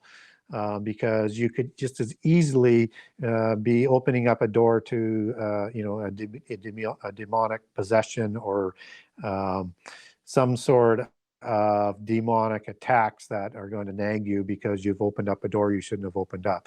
So you want to be careful with it. The exercise part is, but if you're going into a location where they're doing all sorts of stuff that are, you would just look at it as cultural for that, understand that is where that religious ritual things start to come in, and try and separate yourself from anything to do with that sort of meditative ritual and keep it to an exercise basis. And I've not done any yoga, so I don't know exactly how you would separate that, but what I am definitely saying is you want to be very careful with this. Right on. I know there are some places here in the South, in Georgia, that they've started playing worship music during their yoga sessions. So I guess they're trying to get as far detached from it and focus on the exercise part. But I like how you answered that. Thank you for that answer. And we'll move on to our last question. It's pretty short, but it definitely packs a punch. And I think that you discussed this once or twice before, but maybe we can re-clarify. James asks, is Satan just one individual, or is he a collection of chief rebel angels?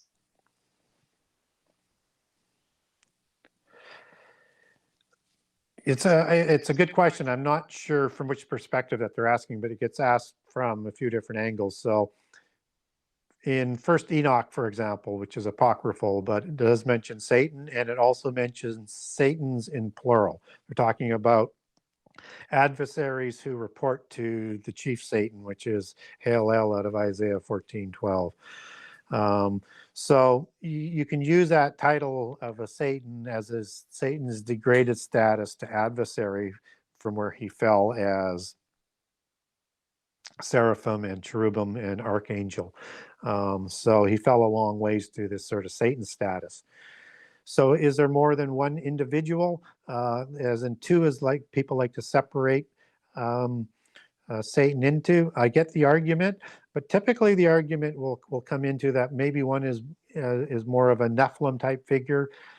As you take Hell back to the Hebrew meaning, there's a figurative allegory that comes out of it. Hell is spelled Heylel in English, and the figurative Helel is for a king of Babylon. So when you look at Isaiah 14 and Ezekiel 28, you see things that look more like a human king, and then you've got aspects like being in around the throne of God, walking amongst the fiery stones, raising your throne up to God to be like God. They're talking about two different individuals. So understand that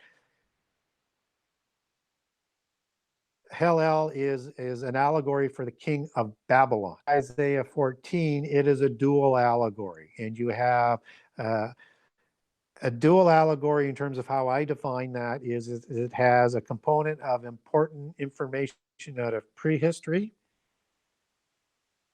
It has a prophecy that is going to happen shortly after Isaiah's time or during Isaiah's time, and it will also have some end time implications. And that's also why you have the Assyrian involved as you get on into about 1430 or so. And it's also why you have this in 1429, the serpent root that, is talked about in there as well. And also understand that Isaiah 14 is also part of Isaiah 13. It's as the full prophecy, and that's where you get more of the end time prophecy that's linking into the serpent's root. So it's a complex set of prophecies there, and I have a great breakdown on it for people who want. I'll walk you through in several part series of Isaiah, what I call Isaiah 14, the rest of the story. So we have to make sure that we don't confuse the allegorical individual for the king of Babylon, that would be the actual king of Babylon that is in the time of Jeremiah, and or the Assyrian that's in the time of Isaiah, which that they're talking about here as Hell figuratively as the king of Babylon. But we don't have a word that comes out of Helel for a king of Babylon anywhere else in the Bible. It's just an allegory for this type of king, both at that time and for the end time, just as we have Babylon in the end time. And so that's why it looks a bit confusing, is because it's talking about a prophecy for Isaiah's time in Isaiah 14, and then later, just as you have that in Ezekiel, and you also have the prehistory part about Satan, and then you have the end time implication that goes with that prophecy as well. So if you want that handout, get a hold of me. I'll send you the series on that.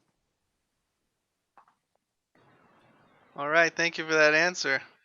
If I could, everyone that's joining, let's get a drum roll, please. We're getting ready to move into the speed round of questions. We have 15 minutes left, and we're going to be answering the live questions. So I do have a few questions already listed. If you have a question for Gary, please write it in all caps in the chat, and we'll just go ahead and get straight into it. The first one comes from the end, and they ask, how do you think the Nephilim are about to return? Well, I think we've got the descendants with the bloodlines for sure. So we do know that they're going to be around in the end time and having influence in the power and the 10 King Nation Empire. And we get an indication of this in Daniel 2:43, where it talks about the descendants of the metallic empires that are created by the Nephilim shortly after the flood, and they create all of the dynasties in the post-Diluvian epoch that we're currently in, and all the royal families for the most part thereafter.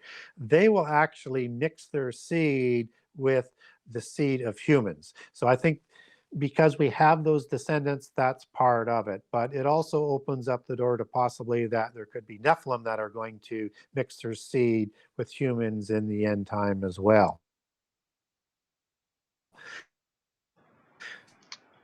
So are we actually going. Oh, we're losing Gary. Let me try to give him a call back. I think maybe somebody didn't like this information. So please stand by. Oh, Gary, I think I see you again. Are you still there? Yeah, I did not lose you. I could hear you all the way through. So. Really? The video went black and then Okay. it froze up. So it's still frozen a little bit on the video side of things, but I can hear you now. Okay. So Okay. why don't we'll go ahead and Do you want to get off the reconnect, video and we can just use the voice. It's fine. Okay. All right. So you were in the middle of talking about the Nephilim returning.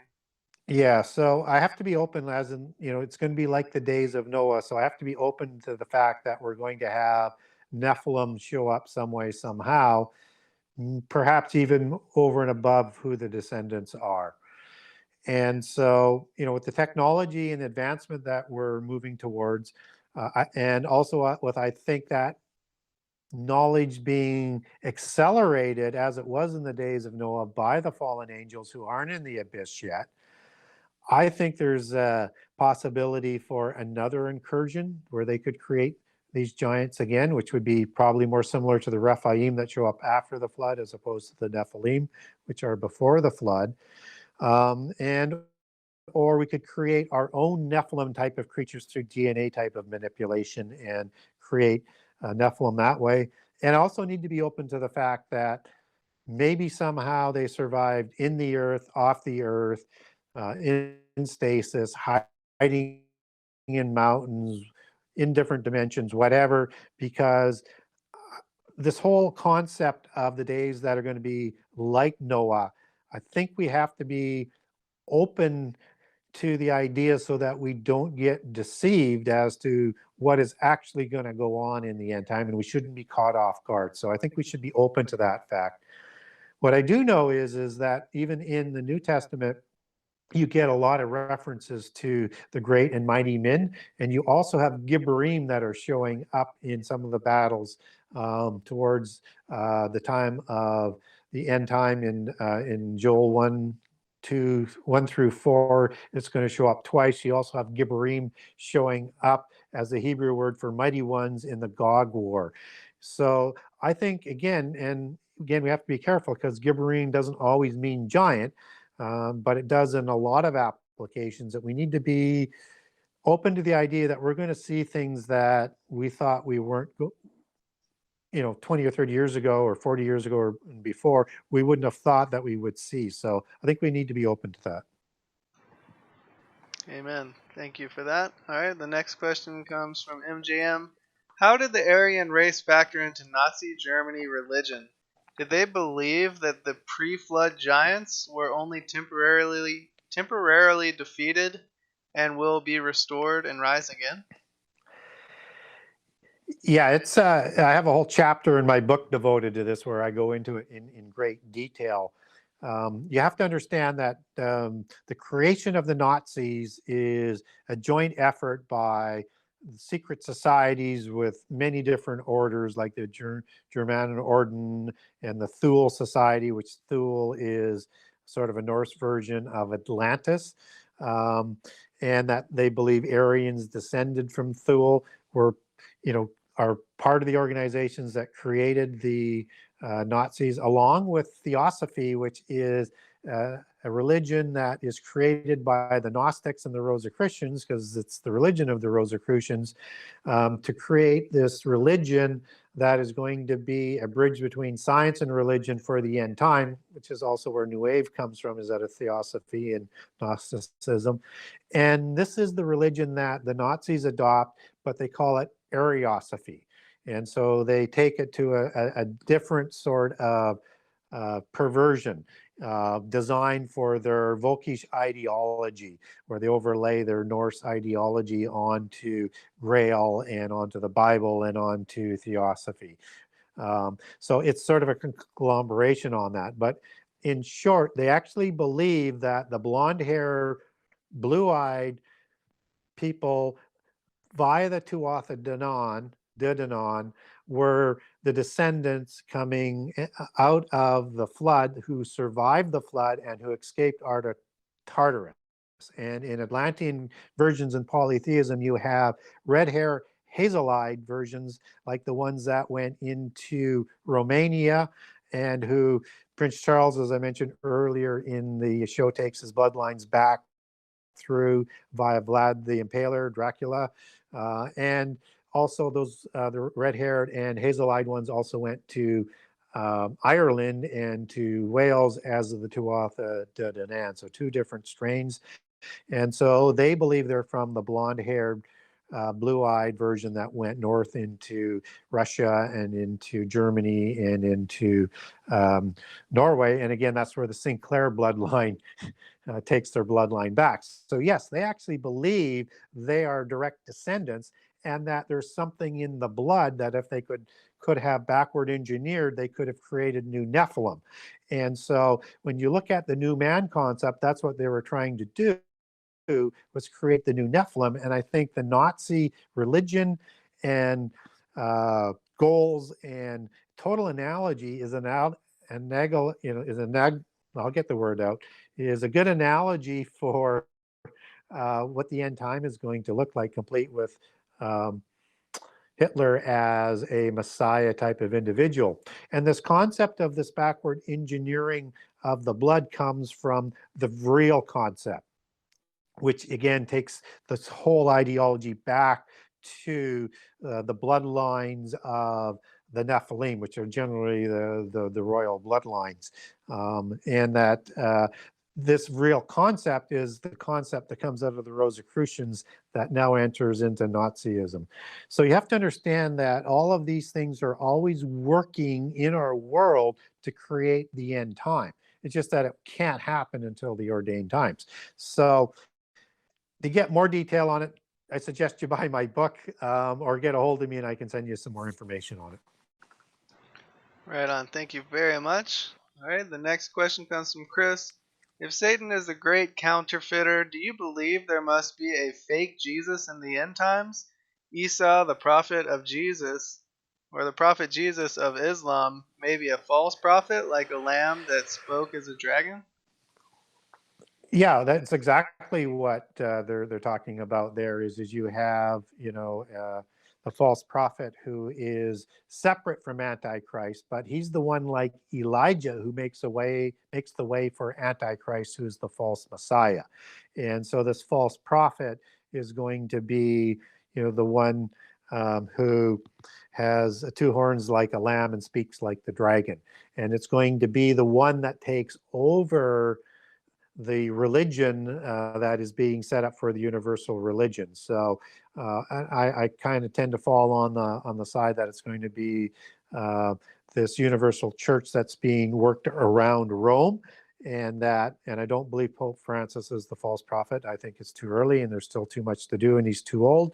But one who will come after Francis is going to totally turn that universal church, as Catholicism is already defined as, and is sitting on seven hills, and understand that Babylon, used by Peter and in the New Testament, is an allegory for Rome as a Pesher code, is going to be where this religion is going to be centered. So I do believe there will be a false prophet that is like Elijah, that is like John, and is going to be part of that whole counterfeit, because all of that has to be in place to do everything that Jesus said he would do to deceive people, and particularly the elect. All right, thank you for that answer. I think we have time for maybe one more question. This one comes from Zach. What is your input on the Holy Spirit being the feminine aspect of the Godhead? Yeah, and in Proverbs, we actually get the Holy Spirit using a female pronoun, as in she, as in her, in the English translation. So, but understand that these are earthly, physical world terms. And we want to be very careful, and I don't think this is the Spirit for the question, but we have to be careful that we don't cross over in this understanding of the Holy Spirit to equate that with a mother goddess that would be in polytheism, because that's what the Gnostics do. So we want to be very, very careful on how we address that, but we have to also address that the pronouns are there.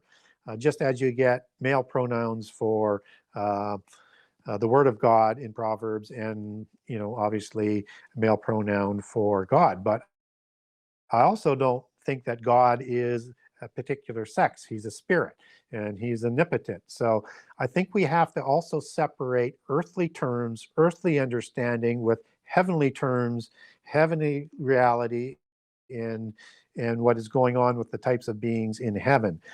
It doesn't mean that there may not be different sort of versions, but there's no need for sex when you're in the age of immortality, just as Matthew 25 talks about, Matthew talks about with no marriage in heaven.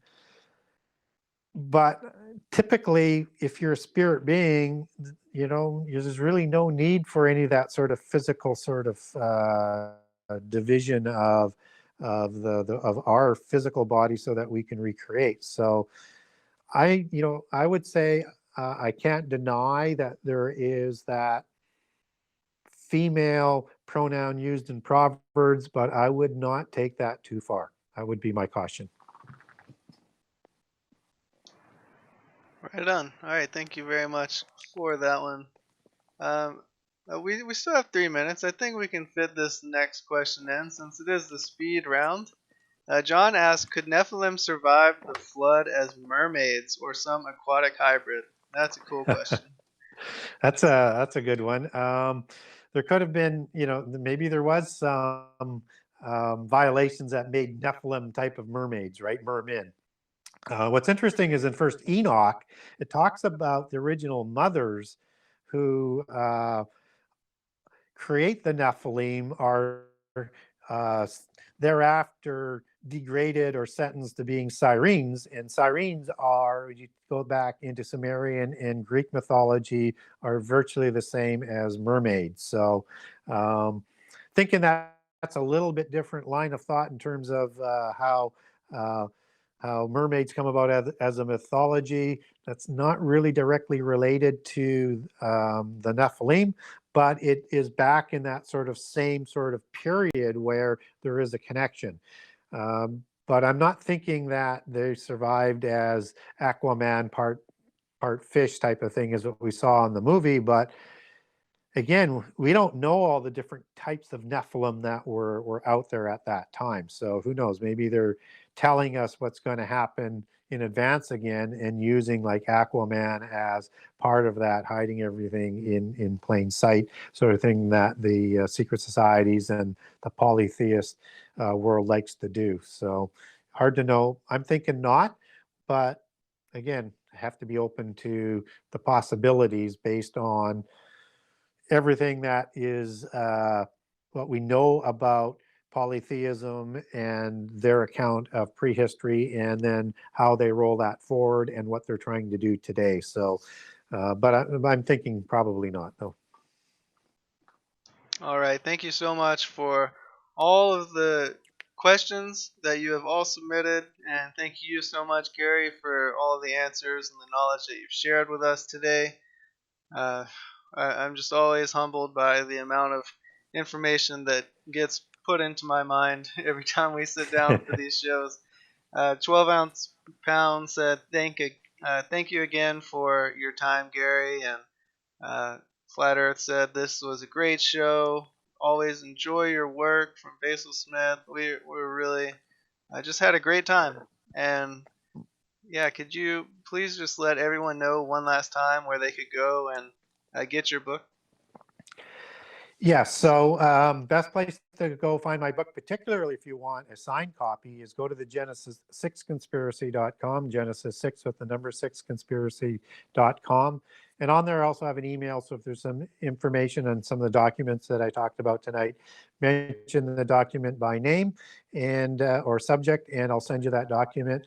And you can also link over to barnesandnoble.com and amazon.com and amazon.ca, and link into the Kindle version if you want a digital format. So that's the best and quickest way, or you can go directly to those sites.